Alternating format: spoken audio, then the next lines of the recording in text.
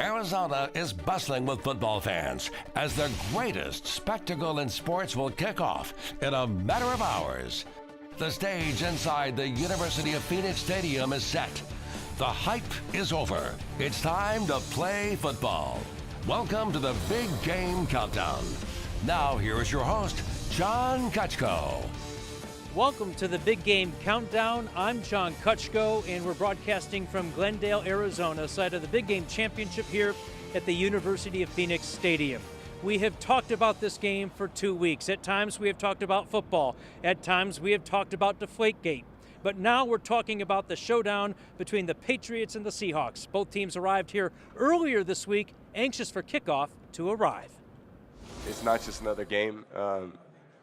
You know, it's the biggest game of our season, but truthfully, when the ball's kicked off, it's like another game. So, you know, you just rely on the experience that you've had to be able to, you know, temper the emotions and enthusiasm, and then it's an emotional game, so you got to let it all hang out when you get out there. But it's going to be a, you know, it's going to be a tough game.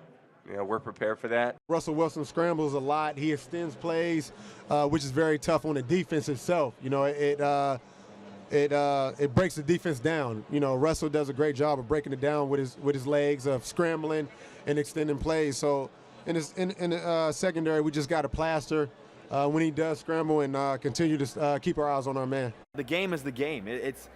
We know that, you know, New England Patriots are a great football team. We know that they're going to battle. They have an unbelievable quarterback, arguably one of the best quarterbacks to ever play the game in Tom Brady. So we're going to have to play our best football game. His weaknesses. He doesn't have very many. That's why he's one of the best quarterbacks in this game. But he's not you know, as mobile as Russell. You know, I guess that's if there's anything to say, that's one of his flaws. But you know, physical, you can't control how fast you run. But he seemed to get out of there a few times this year, so it seems to be okay. The Phoenix area has hosted the NFL Showcase event on 3 different occasions at Sun Devil Stadium in Tempe between Dallas and Pittsburgh. 7 years ago here in this stadium behind me, and now this showdown between the Seahawks and the Patriots. It is a unique sports town, and with more on that story, here's my colleague Ken Brown.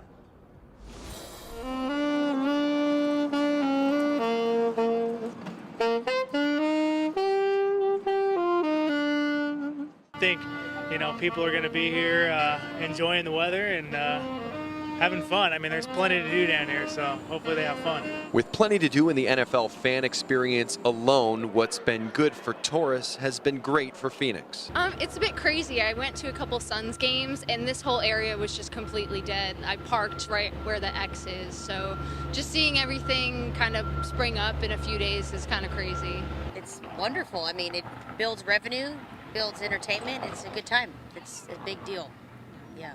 I mean, I could probably rent my house out. And some already have. I go to school in Glendale, and I know a lot of people that are renting out their houses to try to make a couple $100 extra. Just as students, we don't really get that much, so it's an extra job. I mean, just here there's a sandwich shop, and just as we walked past it 2 seconds ago, I said these guys are going to be cleaning up, you know, being on the main street. You know, I think business is going to be booming down here over the next couple of days. More football fans means more money for this area, and Arizona has welcomed the world with open arms.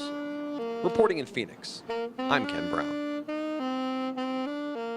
Thank you, Ken. Yes, Phoenix is a tremendous sports town. They are amped up to host this championship showdown. Now, a lot of discussion leading up to the Big Game Championship has been about the game ball. Each team gets 54 of these, sent by the Wilson Sporting Goods Factory in Ada, Ohio. They've worked them in during the course of the week, practiced with them, and then they'll bring them with them into the stadium to be inspected by the referee, NFL referee Bill Vinovich and his crew about 3 hours before kickoff. Safe to say these will be the most inspected game footballs in NFL history, given what's going on with Deflategate over the last 2 weeks. Speaking of the stadium, it is one of a kind. It has a grass surface that can be rolled inside and outside as one. And with more on that story, here's my colleague, Drew Ammon.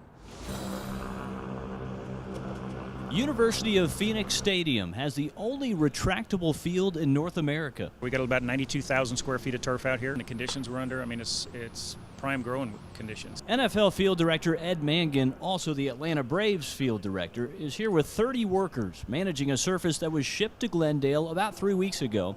for the biggest sporting event in the world. We've got to keep it to where everybody gets a piece, everybody needs to do their job and make sure that the show is good as well as the game is good, but that's just part of the management process. Getting the field into the stadium is about a 40-minute process, and getting it into game position takes an hour.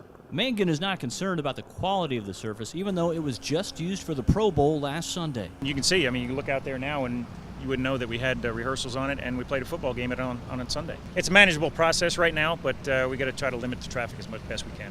At the big game in Glendale, I'm Drew Ammon. Thank you, Drew. This venue is without peer when it comes to sports venues. Really, all over the world, it is a very unique place. Well, if you're a big-time collector, coming to a big game championship is right up your alley. And if you have a lot of money, well, you can get some pretty good stuff. Take a look at this.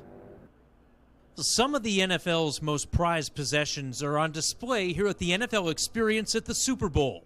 Hunt Auctions sells a piece of football history, preserving it as well. As the baseball card sort of memorabilia market has evolved over the last 25 years, let's say, it's really changed a lot, but really what's always held true is quality items. Former NFL quarterback Randall Cunningham provided more than 100 pieces of memorabilia, some of the proceeds to help build an inner-city recreation center. Randall's selling his collection within the auction, kept some things for his family that are important to him, but the rest of the things he wanted to share with his fans and be able to bring awareness to the programs that he's doing now in his life out in Nevada for youth programs. With the trading card industry struggling, consumers have gravitated toward quality collectibles, which there are plenty of here. So it's not only about selling these and getting money for whatever the proceeds are going to go to, but it's also about having these things being preserved for future generations, for people being able to understand and see what the game was like back then.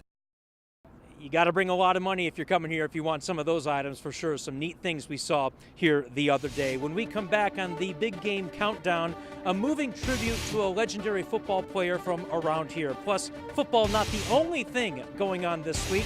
You're watching the Big Game Countdown as we look at the city of Phoenix getting ready to embrace the global sporting event that football has to offer.